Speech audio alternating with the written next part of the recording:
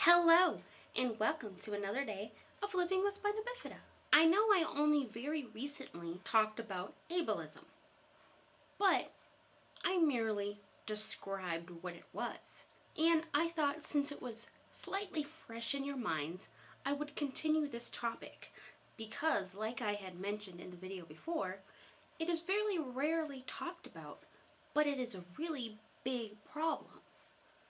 So today, I thought I would give you some actual examples of ableism. The ableist societal worldview is that the able-bodied are the norm in society, in that people who have disabilities must either strive to become that norm or should keep their distances from able-bodied people.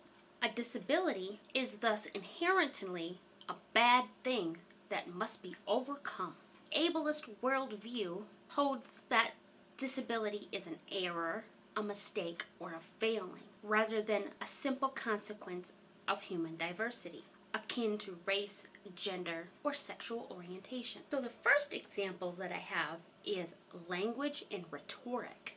The R word, you all know what I mean, comes to mind, labeling ignorance a form of intellectual disability. Other uses of language also count, such as short bus jokes, calling persons with political differences blind or crippled in their views. The use of hyperbole to describe mental illness or developmental disability, comparing disability to fatal illness as tragedy or making them objects of pity. Hyperbolic phrases in both media and personal narratives that use phrases such as trapped, locked, imprisoned, bound, as tragedy, lost, and non-living.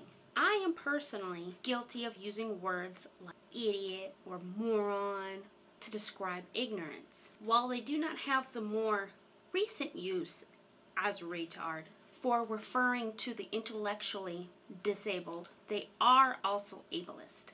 I am trying to remove them from my vocabulary. It is difficult, I know, but I think we can all grow in this respect. Victim blaming. Example, a boy with Asperger's was attacked. He had no part whatsoever in the altercation. No one was punished. They got a good talking to, and then it was suggested that if the boy with Asperger's had counseling to learn better skills, the students would like him more. This is a child who is described as a sweetheart by his teachers and often explained confusing concepts and even tutored his peers. There was a similar incident recently in the news. Parents saying a child with Asperger's somehow deserved to be bullied because he is annoying.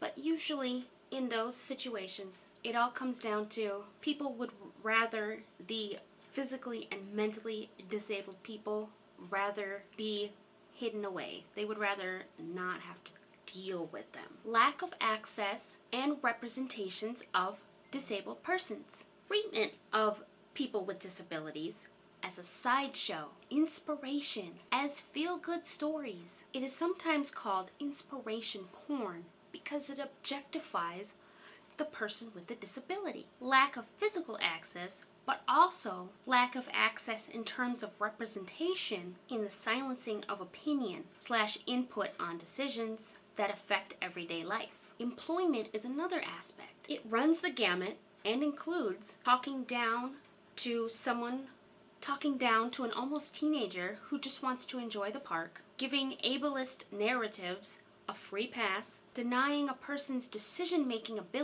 capabilities in their own lives. Examples, forced sterilization, decision-making in terms of housing, financing, their way of life, refusing to give the level of respect due to the person, denying transplants, and justifying murder. Popular media fetishization and misinterpretation of mental illness and developmental disability that shows the mentally disabled as dangerous with special gifts or as tragic, as well as a glaring lack of fact-checking. The news media is guilty of all of the above in their news reporting.